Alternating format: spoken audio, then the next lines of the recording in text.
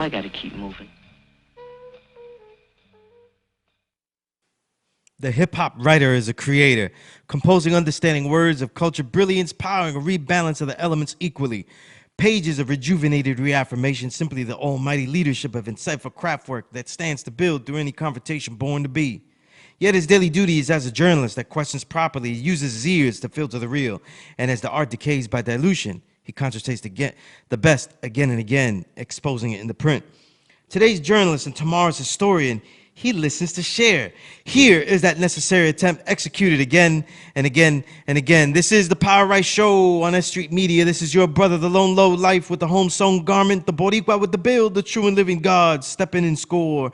Sunya Zala, aka Skillustrator, and we're on S.STREET Media, the evolution of media. Where every intrigue will have its own show, every incredible thought will have its own episode, and every timeless insight will be archived. And this is about my element of hip hop. What I like to say and call it is the writer of art on art and science on music. The only show in history that talks about this hip hop writer element that I, a pioneer of over 20 years, pushed through. And it's a combination. It's got a big combination. I think 99% of the writers out there don't write creatively.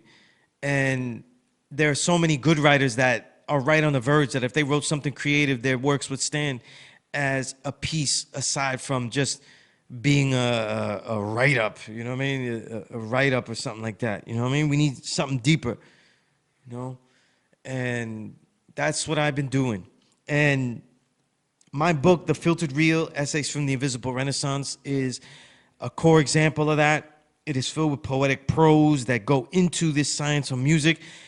It primarily uses the works of 2018 to go backwards throughout this decade and give us a beginning look at the depth of this decade, which I call the Invisible Renaissance, because there was so much great music, the highest quantity of any decade of quality music, in my opinion.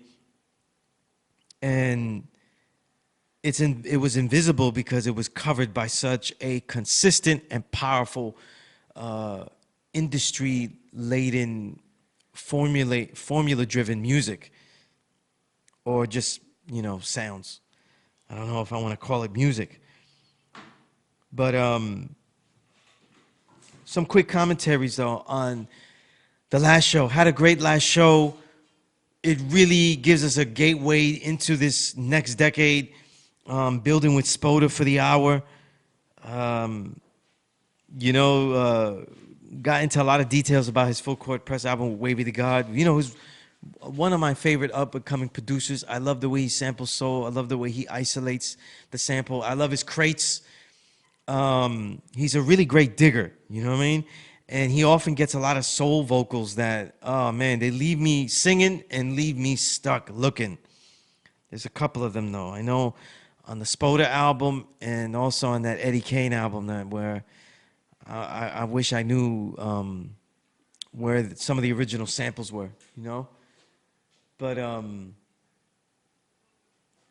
yeah, definitely. But the key to that show, you know, was really that a lot of the MCs and the artists I'm going to bring are really the future of the Invisible Renaissance, you know?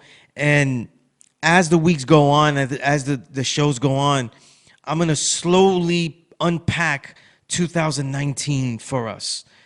Because 2019, I have over 300 albums, and I would say maybe about 250 are quality, where I'd like to throw it out there. And one of the reasons is that so much of the music is coupled by bunches. So bunches of albums are quality that belong to specific artists. So there's a lot of chunks to it. Then there's also developments of particular styles. So when we want to just say, what are the best records to buy? We could do that, but we would leave out a lot of stuff. And we would leave out a lot of addictive material that we're always looking for, you know? So one of the adjustments, we're just going to have to get used to a lot of great work, you know what I mean? A lot of great work and sifting through work. Now, today's episode is going to be, the main crux of today's episode is just the all-decade episode, the all-decade build.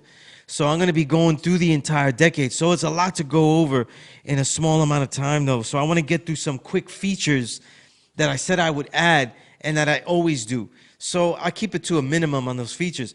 One of those features is my art and art recital. Like I always want to read something creative that was inspired by the works. That is the epitome of art and art. And I've been choosing from my book these last couple of weeks, though, so you can see what type of materials in the book. But I wrote about an MC that is, you can be as hardcore maybe as him, but you can't be more hardcore than him. He's one of the most rugged out, and he's out there in Chicago, the god A-Prime. And there's, not to get confused with Rochester's Allah Prime. That's the god too. And peace to the God, because he's back home, you know what I mean, with his family. Look forward to building with the God and see him in the physical. But A-Prime from Chicago had one of my favorite albums last year called Darker Realms and Higher Sciences. So this is a piece that I just called Darker, and goes like this. Darker. Darker. Them last 7 ounces of Baji Chu lay in the timetable of their fables. Zip carefully, for the minute that she meets the muscle, to the motions of the edict. The nerve of these niggas, popping chantix whilst they smoke the mirrors. So I let butterflies rumble forth through my abs, sharply through loosened frog buttons. Vocables that perforate the claims. The levels breached were perches for droppings, and the envelopes they pushed were sealed statements of musical malintent. The fawner to his own fame is in his own falling when the timetables bows and fin. Only the principles etched into it would shine in her curtsy. The words that write in the grooves slower to endlessness. All at the head of the table, Skillustrator indents himself calmly. There's always space for the truth upon the imperative mood, higher. And that was it, a short little piece right there. And I was inspired by the grittiness, by just those words. The title of the album to me just really is dope to me. Darker Realms / Higher Sciences.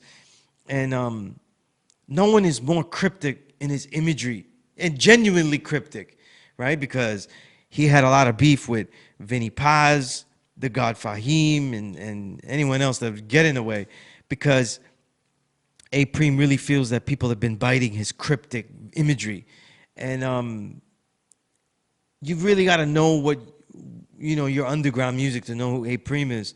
But trust that more, if you think there aren't that many fans, then a lot of chunk of those people that are following may not be fans. But there's certainly other rappers, though. That's a fact, But peace to the God, A-Prime, though. Always an inspiration when he does stuff and when he writes things that are that ill and that insightful and really anthemic music. This is all bench press music. The militant stuff. A new era of militant rap. Honoring everything that the greats like Killer Army and Don Pacino and all of them done, but in a totally different way, and that's why it's such an honoring. But yo, you know how you get those posts that talk about that where everybody shares pictures of books or albums that inspired them? I want to use this segment to segue into the all-decade build, and I want to start with the inspiring. I'll start with the inspiring book. I think every week I'll give you an inspiring book, and that's going to go forever, just like albums. So I'm not going to give you my all-timers, but I'll be giving you the reasons why I chose them as inspiring books. So some of them will be all-time, some of them will be just, immediate, recent ones, whatever, you know what I mean? Or there are all levels to this stuff. But the inspiring book of this episode is a book that I give out to every student I ever teach, and it's the first book I ask them to read. It was a book that was taught to me, that was given to me, and when I was being taught to be a teacher, specifically at a law school in Mecca by Savior Knowledge, I took this teaching from him and to give out this book as a first primer, and that was As a Man Thinketh by James Allen. As a Man Thinketh by James Allen, though, is one of the greatest books to to describe the mentality that man is the sum of his thoughts, that everything that a man thinks, so shall he be, that a man can only be guided by his own thoughts and is victim to the thoughts that he has that he cannot control. And that's the core of what a knowledge of self begins with. And so many of the things in the premise of As a Man Thinketh really goes back to the Dhammapada, the ancient Buddhist text, the Dhammapada. But that is more aphoristic literature, sayings of understanding written beautifully. So it's not always a primer to a lot of students. They're not ready for that kind of language and needing a language that is immediate. So As a Man Thinketh is always that book that I always throw out there. And I didn't do the research, and it's not coming to me, but there's a lot of MCs that have mentioned similar thoughts that are inspired or in line with As a Man Thinketh, right? Because it is correct. And probably the most famous I'm thinking of right off the head is, I'm forgetting the Impossible in the Wu-Tang Forever album, where RZA says, from a single thought, everything appeared here. That right there is a true understanding that is exactly in line with As a Man Thinketh, and of course, in line with its predecessor, where it was mine, the Dhammapada. But that's the inspiring book. This is a book that if you email me, sunyas97@gmail, I'll be glad to email it to you, a digital copy. But it's also a book that is free on the web if you just do a Google search, in all the forms, EPUB, PDF, you'll find it. And if you want a hard copy, you can get one easily for about $5 to $10. It's a very small book, but its weight has nothing to do with its size. Now, talking about inspiring books, and since we're talking about, I'm about to get into the all-decade build, let me give you something that goes into the decade. And it's a personal work. I think it's a great work. I think it's one of the great experimental albums that even the group didn't get to continue on with it in the fashion that they could have, but it's still there, and I think that they probably will be, in the future. And I hope so, because I love, when legendary artists, they begin to experiment, not just give us the drugs that we crave, but, give us something new. And that album is 2010's Wiseman album called The Children of a Lesser God. Wiseman is the crew out of Detroit, led by Bronze Nazareth, the late, great Kevlar 7, Remembered in Perfection. And those brothers led that group with Philly, Salute, my big bro, June Mega. Who else? Salute the Kid. Philly, at the time, was part of the group. And that was the main core. There were some other people, but that's the main core. And definitely the main core that made great music in the early part of this decade. And this was their second album. Their first one was in 2007. So Bronze Nazareth released his debut, Great Migration, which is one of my favorites of all time, and it would have been an easy layup pick, if you know me, as far as inspiration albums. But I picked Wiseman because this is the album that I chose to review and begin my path to coming back as a writer in this decade, from out of the dark ages. I think albums inspired me, and I think one of the albums in the very late part of the Dark Ages that gave me a clue that this stuff will get better were the works of Bronze Nazareth and the Wiseman. But also, I think, in many ways, Cuban Links 2. And I'm saying Cuban Links 2 not because I think it's a great record, but I was a writer who had trouble getting published for what I really wanted to try in the 2000s. And that's also a reason why I consider it the Dark Ages, just even as a personal note.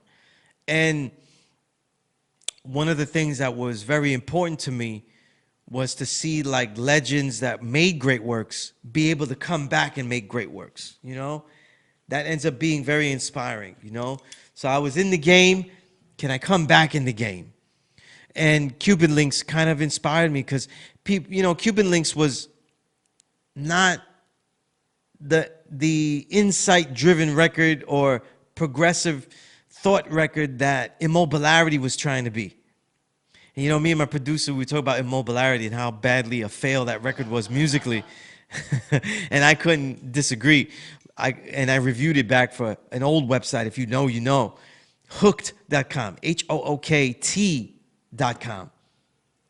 And this is back when Immortal Technique was known for battling and not for making incredible political songs, because its volume 2 hadn't come out yet. And, the right? Revolutionary Volume 2 didn't come out yet, right? But the thing about it was, recently I found out that Negro, who I don't really care for as an MC too much, I think he's just too close to the sound and the pacing and the style of his idol Kool G Rap. But as far as a beat maker, with his work with Nonfiction and his solo work and his work given to others, always on point. And he remixed about 10 to 12 tracks on Immobilarity. You know what I mean? And I think that is my best proof right now to say that Immobilarity was not a bad record because of Raekwon. I'm just throwing that out there. Raekwon did his thing. He was honorable on it. He was really lyrical. But Cuban Links too. And I'm thinking about this decade and the crime rhyme MCs, how influential the comeback of Raekwon. We're going to talk about other albums that he had that were great in the decade of the 2010s, but his comeback begins with Cuban Links 2, where everything gelled. And the added detail that he gave that crime life was really what he added in Cuban Links 2. And I loved it, and I think it's important. But Wiseman, Children of a Lesser God. I'm going to quickly read this. I'm just going to read this because this review is so important to this decade for me. It's not flashy. It's really just a basic science on music review. I was getting back in and I wasn't comfortable yet to experiment just yet the way I had thought. And I just wanted to write a basic review. And this was the first basic one that came out really detailing what I thought. If you can't detail the music the way you want to, then you can't create a body of work that is creative. That has to come first, the science of music. But I said this. I said the flourishing of Wu discipleship is one of the greatest sights in the saga of hip-hop music. That the root takes earth when Bronze Nazareth is realized by the RZA in this revealing premonition that we will receive the innovations of versatile epiphany and expert expansion. After 2006 classic debut, and I still think so, The Great Migration, Bronze presents himself as the focal point to introduce his extended Detroit roots with the whole Wiseman crew's debut of 2007, Wiseman Approaching. A debut album that played as an addictive continuation of Migration, stripped down hardcore beats with more rugged verses from Bronze. To listen deeper to Wiseman Approaching, one could see that the great lyricists and unique voices lurk within the fold, as brother Kevlar 7 and also Philly. 3 years pass and the waiting of the fan and the hustling of the artist is revealed as a diligent study of debuts that deepened in listener worth and MCs that have made the craft a profession. The sophomore effort of Children of a Lesser God must be understood as a success of mastered experimentation fortified by developed technique. With Bronze, Kevlar 7, Philly, and Salute, joined by members June Megalodon, I can never say that. I love that he just goes by June Megalodon. And Illidays, there's a reduction of versatility and flow and steadiness of track tempos as they seek perfection with exquisitely developed mid-tempo rolling breaks that they accent with congas con dumbao, and soaring soul wails all laced with seasoned rhyming. In an age where hip-hop seems scarred by lack of skill as much as exploited gimmickry, the Wisemen have an album that charges through with innovations of sincere musical exploration and a band of MCs that all have incredible mastery for syllable coupling and the imagery projection of their survivalist blues of enlightenment. Like the woo itself, each member of the wise men are brothers before they rhyme, so their convergence on the mic has a completely unified sentiment that's compelling. You know, as a side note, and for everything that's happened, I still think that they're all brothers. You know what I mean? For those that left and those that remain in the group. Bronze Nazareth is criminally unknown and garners the most respect merely as a great beatmaker. While this is as valid yet incomplete as understanding Michael Jordan as a great defender, there's no rest in the earned respect. The tracks add live instrumentation with a band guided by Bronze and Kevlar, with the emphasis on unique snares, roaring bass lines, and wailing vocals as if they are modern orchestrators with the spirit of Barry White in them. Whereas Wiseman approach may be seen as dynamic sampling from Love Unlimited Orchestra to Candy Staten to Wonderful Effect, Children must be recognized as distinct orchestration. As this is the epitome of the Addicts album, the innovations are felt with constant repetition. Bronze's work this year, the year particularly 2010, has been with 60 Seconds Assassin's debut, Remarkable Timing, where much like RZA with Wu-Tang's 8 Diagrams, provided soundscapes that evolve with the inflections of the MC. 60 Second, more the soul-wailing orator of select terms like Greg Nice, was given hard tracks that isolated his verses like the title track, or fluctuate with him like the off-kilter breaks on Fizz Funky. With Children, Bronze, now with Kevlar adding on, offer hard breaks that ride with deliberate pausing that emphasizes the MC's rhythm and breaks. These live tracks have a lot of pausing in them. You know, it's very interesting. You know, I haven't heard anything like that since. The marriage of beats and rhymes is exceptional, and where we can understand the production advances. The Wisemen are all literally rhyming in mastered tri-pattern flow that often has a punctuated rhyme syllable as the fourth word note. So many tracks achieve this synergy. We can look at the Bronze-produced Corn Liquor Thoughts, where Kevlar, who has a gift for the wonderfully chosen word, takes the verse from Bronze, and then the isolated vocal hook begins, spin the cylinder, cyclical spitter, realer than lead spit at the White House pillars. And on that tri-pattern flow, the break invites itself right on time. The amazing verse is followed by Philly on the tri-pattern, also going in with laser daggers piercing your skin. The power to devour whole cities, oh so Philly. Got a fofo with me, my banks roll sickly. Pockets throwing up, regurgitating 50s. Long Beach iced teas chronic by the tree. It's all I need to rock an MIC. Leading to the most deliberate use of the trap pattern flow by June.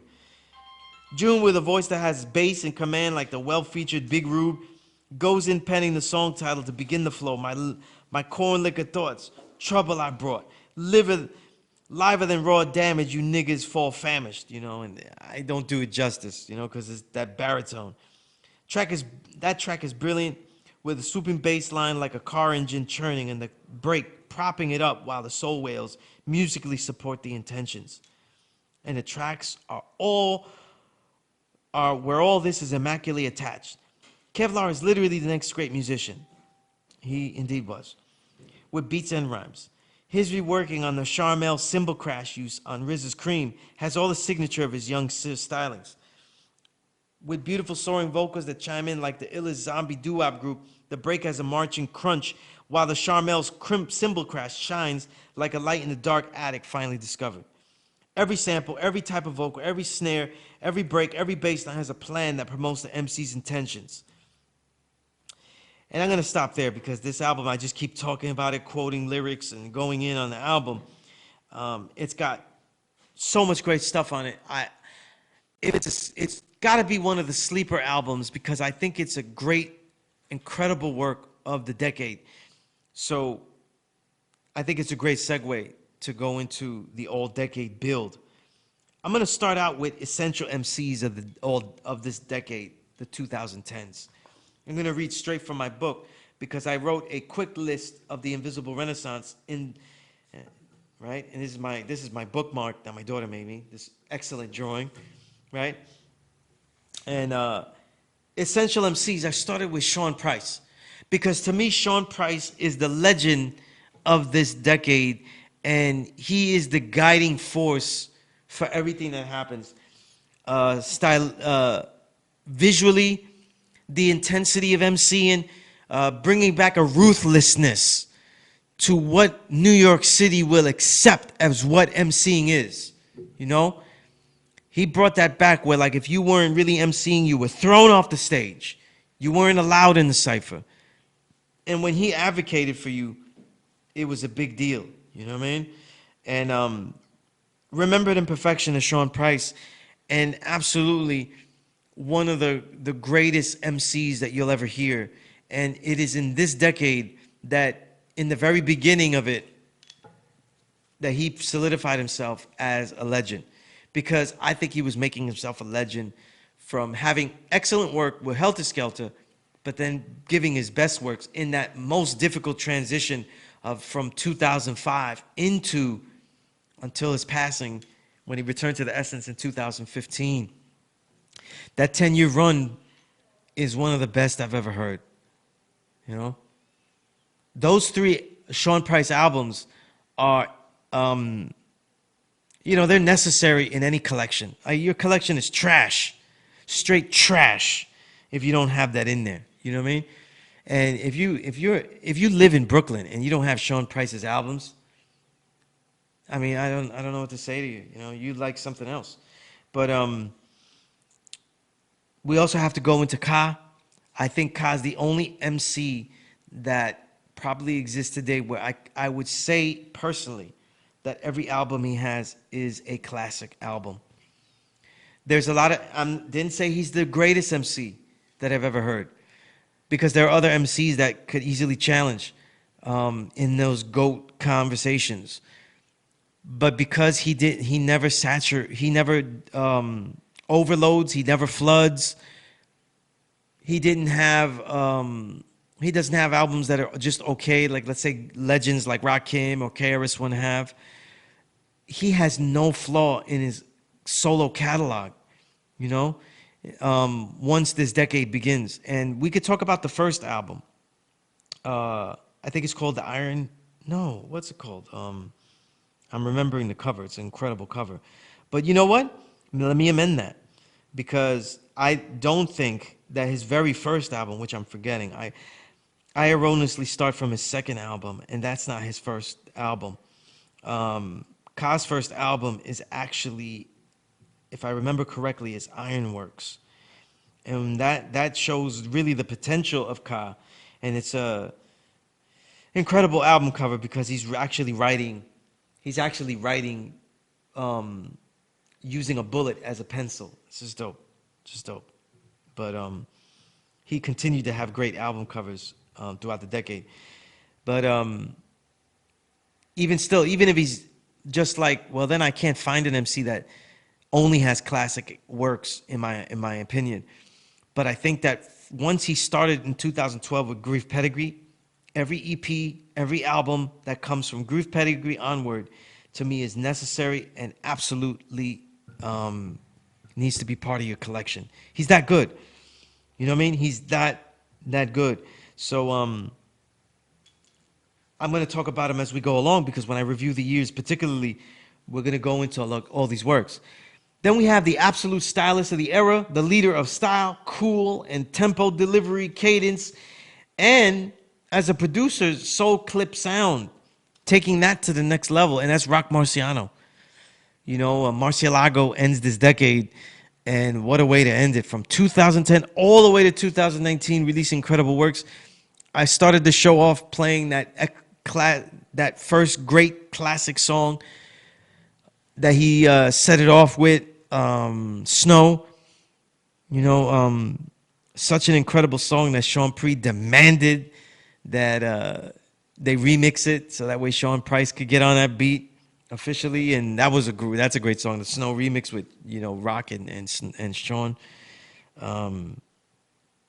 What can I say about Rock Marciano but talk about it as we get into the years particularly?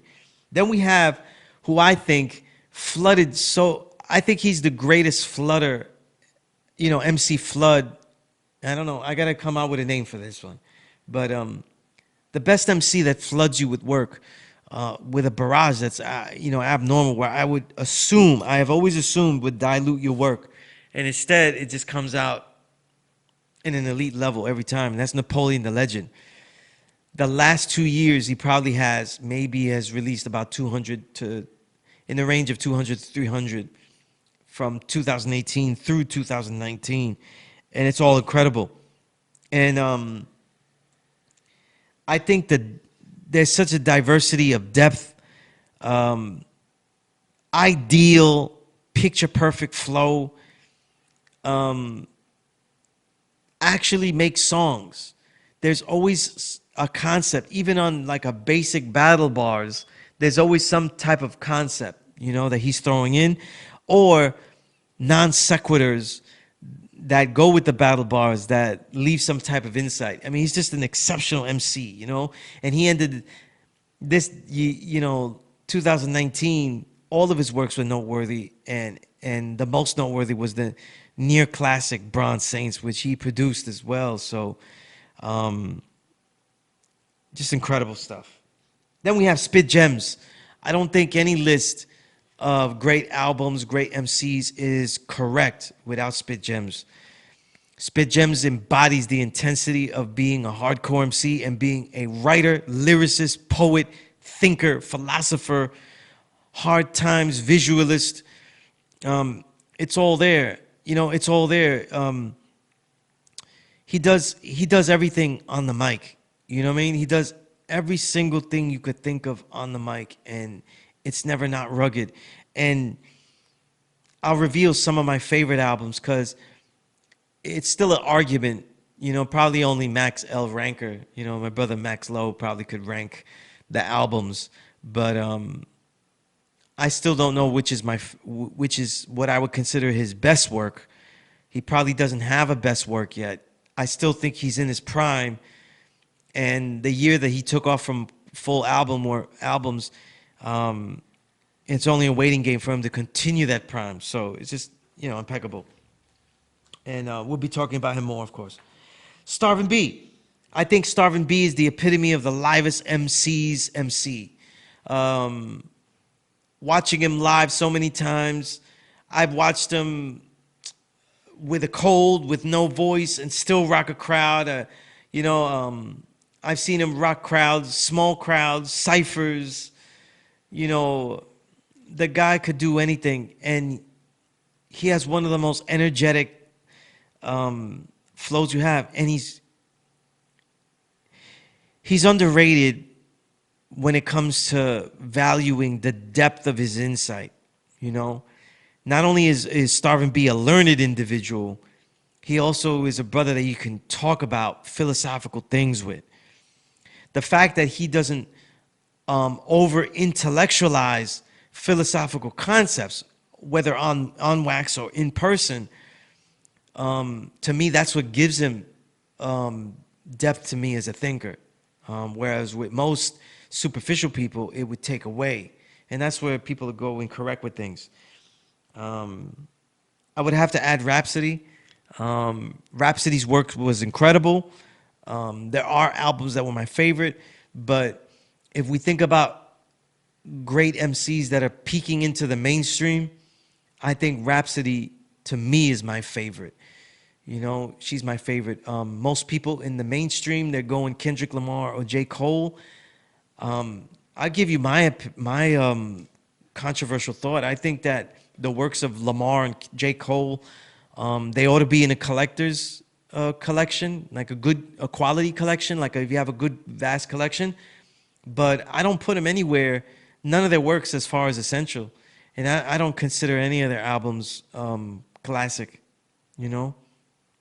I don't see it at all. But maybe 10 years later, I might look back and see it. My favorite MC out of the country, Cyrus Malachi, my brother Cyrus Malachi from the UK. He almost technically, for me, he did, but not for everyone else. He ended this decade with an incredible work, but he didn't release it officially. It's actually called The Blind Watchmaker, and boy, that was powerhouse. I've been banging that album for months, it feels good when you got an exclusive that nobody got, you know what I mean? But I've been banging that joint for like months, and then he didn't really release it, so yet. Hopefully it'll be anytime soon, but it's an incredible album. But Cyrus Malachi dominated the entire decade, one of the great lyricists. Everybody that he is influenced by, I'm not even going to name, you can figure it out. He honors He's a writer. His word choices are exceptional. His baritone is deep. His clarity is powerful, and he booms through a track. So imagine like I don't even want to say it though, but like imagine like a hardcore jizza, an even rougher jizza, with Chuck D power in a slow flow. It's just dope. And as we go along through the decade, we'll see the works. So quickly to go through, Sleep Sinatra, my brother out in Nebraska. I call him a masterful, introspective, and verbal dexteritist. I don't know if that's the word. I made that up. And I call him the MC, the meditation choreographer of the Invisible Renaissance. No one has a smoother voice, tone, and flow than Sleep Sinatra. And his works, as you'll see throughout the decade, what a prime. Frank Knight, my brother Frank Knight, I had him on the show. I think, real simple, Frank Knight is on his rise with the level of works that he's making, the albums. I think they will soon be classic. Not just yet, but he is absolutely the greatest performer I saw in the 2010s. And I think that he ranks up there with the Busta Rhymes, the KRS-Ones, the Black Thoughts. In his own way, he's in that range, though. I don't think anyone acts out and performs as if he's a theater who's a thespian of his own verses on stage as Frank Knight. Just nuts, just nuts. And let me go through the others. Zagnif Nori, I think he's one of the greatest writing lyricists, and his flow only gets better and better, Shazil York to me has a vibe just like Method Man had in 1994, 1993. When we looked at what the epitome of New York City, the vibe was, Shazil York was capturing that in the beginning of this decade and throughout. He just didn't bring as many works as so many others sees, but he's still at the top of his game. Just like you listen to the Science Project album that he has out on his Bandcamp. Just go into Bandcamp, look up Shazil York, right? S-H-A-Z, ill, and then York, right? And some others, though. One of the great duos of this decade, Epidemic, with Hex One and Technician. I'm a big fan of Hex One. Both of these brothers have incredible flow. Their albums are ideal boom bap. And, they're just addictive listens. I talked about them when I reviewed Rock Marciano's Marcialago recently. I'm a big fan of Willie the Kid. I think he's criminally underrated. And I talked about him a lot. I think he's one of the greatest stylistic lyricists that we see. And he is a precursor. And he's part of it. But he's one of the, I don't want to say pioneers, but he's an early precursor to this crime rhyme wave of lyricist MCs. The crime rhyme lyricist MC, he's one of the first ones. Then you have Skanks, another incredible performer. And really, if you wanted to say what is hip hop, I'll give you Skanks. Skanks is in the dictionary somewhere in these example definitions of what hip hop is. As a show host for his Hip Hop Brainiac show, the Bank High Hour radio show, all of these. His works in the decade with Epidemic, and then also with Kaio Itachi. His stuff with the Click Bank High Fan, which is one of the ideal New York Brooklyn families, and why he was my choice. That I would have had him on Family and Loyalty for Gangstar, not J. Cole, who did well on it, but didn't really speak on Family and Loyalty. And I definitely would have had Skanks. And Skanks, you got to have some albums of his in your collection, or else it's weak. Then we have one of my favorite MCs, Marquis. I thought she never got to debut and has one of the great albums of this decade. Freddie Gibbs, you know what I mean? He worked himself beyond being a poor man's G-rap, and his work with Madlib is essential. The two albums he has with Madlib are enough. A lot of other great works this decade, but the two albums with Madlib are enough to make him one of the great MCs of this decade, the essentials. I put Cyrock Cyrock, another great female MC. I don't think that musically she's been able to find the realm of next level song making that Rhapsody has, but she's there. My brother Chilo, go back to my early episodes to see why Chilo was one of my favorite stylists, lyricists out there. As far as prolific, I gotta mention the God Fahim, Mac Hami. They're dope MCs who've elevated themselves greater because they kept that dopeness, which is not the highest elite level, but they kept that high level for an abnormal amount of records. A pure writer of the dark humor, I gotta put FU on that list. A1, one of the great revivalist MCs of the decade. And then we can't end it, even though he did too many songs with Fake Ghost, Mayhem Lauren, one of the best.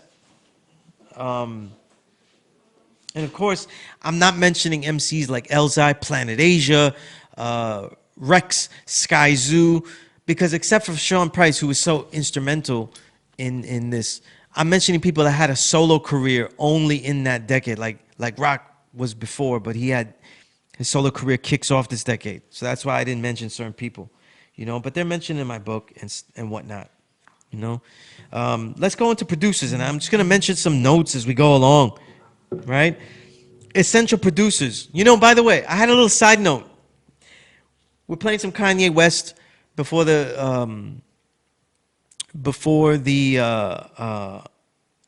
show started, and we're playing Good Life, and I think that's from his third album. I'm not sure. And Good Life samples Michael Jackson, and this is what I'm talking about when we talk about sampling as cheating. Because sampling Michael Jackson, Pretty Young Thing, PYT, that's cheating, So when you hear the Kanye song, it has a real nice vibe and you feel it, you feel good.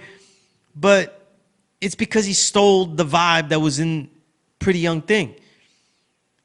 Every single Michael Jackson song from the first two albums is going to put a smile on every single human's face, especially those who have witnessed them and live with those albums.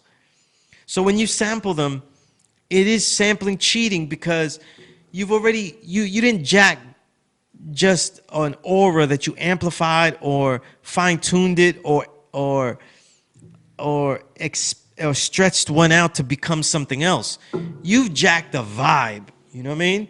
So I just want to throw that dart out because as I go into the producers, the people I'm going to mention haven't done that. I think this decade starts with the producer to me that was inspiring me, that transitioned into, and probably those two were Bronze Nazareth and DJ Muggs. The work that they were doing, though, DJ Muggs started to do solo albums in his Versus series and made incredible works, classic albums with Jizza and Planet Asia. And I even said this to Planet Asia. Planet Asia was always dope. But something happened. He went into another chamber. He got hit with some superhero powers. Something happened. There's some kind of superhero origin story that happens in the booth when he was making that Pain Language album with DJ Muggs, because the way that he rhymed on that became a new writing style, technique, a mastery of flowing non sequiturs and insightful slang language into all these ideas, but in such perfect flows and cadences. His writing never stopped and never stopped. So, just amazing, and I give credit to Muggs for inspiring with that. And Bronze Nazareth continued what he was doing into making some incredible albums this decade that end up being some of the best works, or in the canon of best works, of the individuals he gave beats for. Musically, I think the progression of this decade has to begin with Rock Marciano and Ka. I give it to Rock Marciano because he had the core of the blueprint, and Ka progressed it even further. But the core the blueprint that mostly everyone's using is Rock Marciano. Better digging. better digging, finding samples we haven't heard, then using those samples and flowing on the melody of the song, which they didn't make up. Ghostface was doing that in '04 in the Pretty Tony album, right? He was doing that all the time, right? But Rock Marciano did it where he was leaving a lot of the flaws of it. He was making it grimy, and he was giving you cadences that don't necessarily flow. Like he was rhyming out of the pocket and then making a pocket that fit in. And that's influential to a lot of MCs, even MCs you don't think. And the production, again, I'm big on production when the sampling. I think the core of everything is in the sampling, not always the drums. And not always the drums because it takes a legendary MC to know how to have great drums. And Rock Marciano to me is a legendary MC and producer, but his drums isn't consistently as incredible as others. And that's exactly by design. Whereas Ka, he innovated by taking it to another level without even using the drum. So he was showing people how to rhyme in the pockets and the grooves that were in the melodies and the undercover rhythms that are in the musicianship that is sampled in the horn section, the brass, the piano, and it took it to the next level. And of course, we have to add Alchemist, Preservation, Animos. We have to add those brothers to it because they were in those ciphers elevating that sound. And of course, Alchemist is crucial because what makes Alchemist so great and being more than just a primo, retro primo, which is how we started with Dilated Peoples, mainly. Alchemist's crates are incredible and they go beyond soul music. They go heavy into hard rock, progressive rock, album-oriented rock. You know what I mean? That's why he's calling the album he did Yacht Rock, because a lot of the great albums in the '80s were considered yacht rock. That was a subgenre, and if you don't follow rock music, you wouldn't know that. So they even give you clues about where their crates are coming from. That's because they know their crates are so good. When we talk about drums, me personally, I have to start. I start with Lord Josiah and also Adrian Young and Kenny Dope. I consider Kenny Dope, specifically his 2 albums he did with Rashid Chappelle, especially the last one. Those blew me away. His drums blew me away. And Adrian Young, because he's using pre-'70s equipment only. And mind you, when you see an Adrian Young performance, you actually see pianos that are mad old on stage. You see instruments, you don't even know what they are because they're old as hell. And it looked like the piano looked like it was in a movie about ragtime, like it was that old looking, the piano they were using. And Adrian Young, his catalog is incredible. If you're a collector of a producer's catalog, that you want a vast catalog, I think he's the best one. Where I'm talking about a catalog that goes over 200 tracks. The tracks he did for soul music, hip hop, they all are in the canon of hip hop. And his drums, the way he fills a room. And I saw it when I saw him live in the Ghostface Killer Tour when they were doing their albums live. And his tracks were just different. They filled the entire room in a way that I haven't heard a hip-hop track fill a room. You know what I mean? Especially live, just playing it live. The Roots, their live bands are incredible, but it doesn't fill up a room that way. It's just different, And when we talk about back to the retro side of it, going back to the drums, Lord Josiah, when we talk about bass and drums, I mean, next level. I think Grounds of Detroit 2, that album and its accompanying instrumentals, find it on Bandcamp. Black 7 Pro, I think it's 7 with an S, but just write Grounds of Detroit, G-O-D, Grounds of Detroit, and look that up.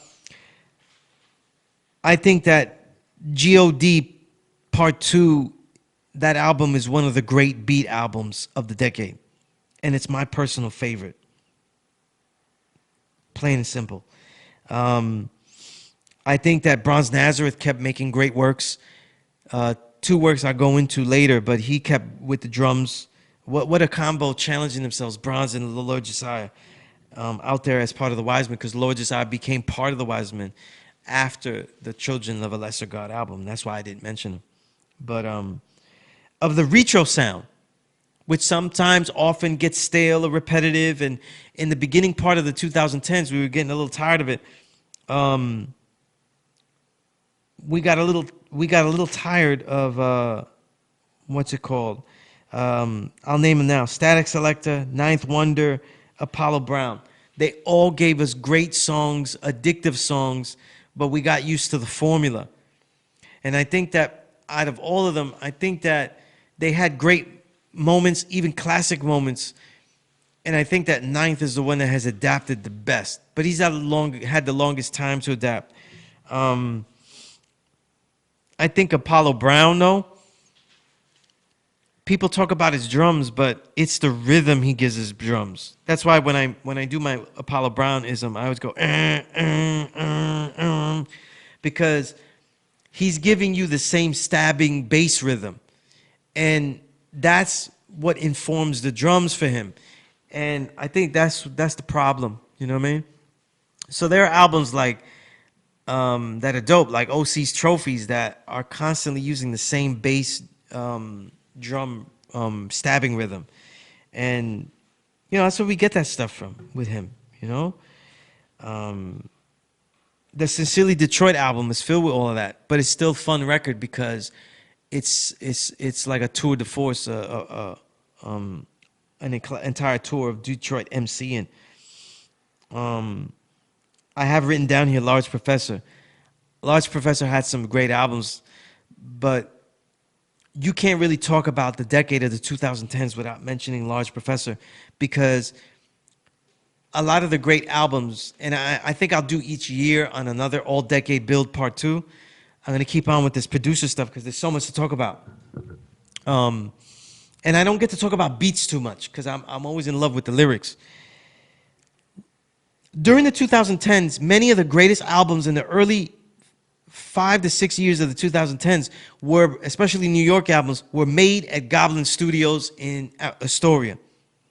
That includes albums from Starvin' B, Sean Price, Core Mega, I think Pharoah Monch, and a whole bunch of others, right?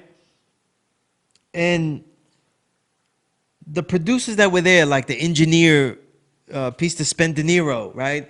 One Take, and a lot of the other producers that were there, they were influenced by the legend that was around there, that was hanging out there, that was also doing work there, and that has to go to Large Professor. A lot of the early great beats that New York albums had, they were all under the influence, the guys, the next level, coming from Large Professor, and Large Professor, the limited work that he gave us hasn't lost it, the 2 albums, if I remember, it's 2 albums this decade. I love them both, Let's see what we got in the scattered list. A legend I forget, who I think, I didn't mention him in drums, I didn't mention him in keeping a sound, because Madlib fits none of those. His sample game was always top notch, and he's always unconventional with his drums, and always unconventional with his formats. So being able to give classic backdrops twice to Freddie Gibbs, making those 2 Freddie Gibbs albums, I think you got to have them in your collection, And I think Bandana is actually even a better work. Madlib continues to have crates and continues to innovate techniques, and is always continues to be unlimited in the way that he'll structure a song. And that's the thing about, I made points about how MF Doom is clearly better than Gibbs, and that has to do with accomplishments and also lyricist output. If we go bar for bar, like what they said, Gibbs is not even, he doesn't have enough work. You know, he doesn't have enough quotables. But when we talk about flows and techniques, Freddie Gibbs is a perfect MC for Madlib because he can do anything with him, you know? And I'd be remiss though. I talked about Muggs. One of Muggs' great innovations, and I talked about it heavily in the book. There's a big feature on Muggs in the book, his whole career, because he was the producer of 2018, and I went back into those records and back into his past. I think that DJ Muggs did one of the greatest progressive things that you could do as a legendary producer to keep this music alive, and that was find MCs that are up and coming and on the verge who have made great works and make albums with them. I think 2018, the MCs all took advantage of that, leading into the first album he did with Ito, Hell's Roof, which probably is a top 3 album, a must-have for 2019. I think that the other MCs, Fahim and Mac Hami, I think they could have done better, whereas I think Crime Apple equaled his best work with that. So I can't be mad about what Crime Apple, did. But I thought that Fahim and Mac Hami, they have a tendency, and maybe it's their flows, maybe I gotta listen again and always give it a chance. You always give good records a chance, again and again. But it feels like they cash it in at times, especially Fahim. But you also had great producers. I don't think anybody else that I know of, but I loved the progressive work, sampling, the hardcore sampling, the great work that Seventh Dan was doing with Cyrus Malachi and Triple Darkness, particularly on that Black Athena album, which is one of my favorites of the decade. And he passed away in the decade, so that his work be him and his work be revered in posterity, and that he be remembered in positivity, because he was one of the really up and coming great producers. I can't finish. There's a lot more. There's so many other producers, but you have, I'll just name drop a couple. Crucial the Guillotine of Noble City Crew, which kind of guides most of the great works that Zagnif Nori has had. A wonderful sound that takes the grit and influence of the Wu and the Wiseman and all that and gives it a new crunch, a new style, and the sample game is just, it's top notch. I can't talk about samples if the foremost producer of a mass amount of work, keeping the sample game alive though, that is from this decade, I probably would have to give that honor after Rock Marciano to Gallo Point. And Gallo Point, such a diversity of MCs that he works with, whether SD Nack or the Booze Brothers, like that's really diverse. Napoleon the Legend, he's made great works, albums, complete albums with all these guys, including a lot of UK MCs and MCs everywhere. And his sample game is able to offer people a unique sound for those individuals. So it's really great. And just off the head, MC producers of the last couple of years, The Artivist, Farmer Beats, Future Wave, and there's a whole bunch. Radicus, who I love his drums. I love his drum works and his sequencing of drums, the patterns. So I'm going to leave it there, because after that, I wanted to go into the song. I made a list of songs that were memorable to me, which I want to give you stories. There's stories behind these songs. And also, I want to go back into each year of the decade, from 2010 all the way to 2017, and then give you a little bit of the book, which is 2018, primarily. That's where 2018 resides here. And 2019 will be a separate show. So those first 8 years of the 2010s I want to go into, and then also that list. So that'll be a part 2 coming up. But until next time, there'll be a lot more stories to tell, writings to recite, and records to rewind and reminisce. I'm your host, Sunius Law, a.k.a. Skiller Straight Low. And as always, the Power Right Show is a never respect fake broadcast. Peace.